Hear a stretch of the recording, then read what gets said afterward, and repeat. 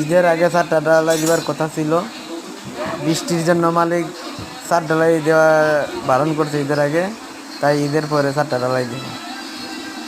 দেখেন সব কিছু রেডি করে রাখছি, ইনশাল্লাহ ঈদের পরে ছাদটা ঢালাই দিব। ইচ্ছা করলে পারতাম ঈদের আগে ছাদ ঢালাই দিতাম, কিন্তু মালিকে দেয় না ছাদ ঢালাই দেওয়ার জন্য।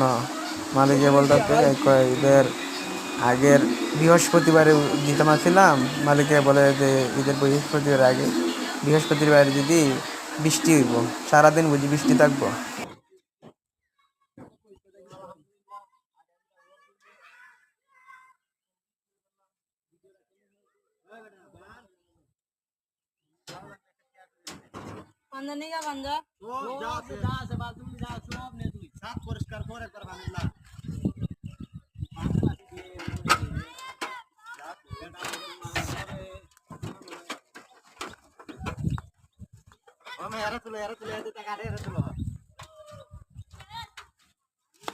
জাকির ভাই, আপনারা দেখতে পাচ্ছেন জাকির ভাই কাম চলছে।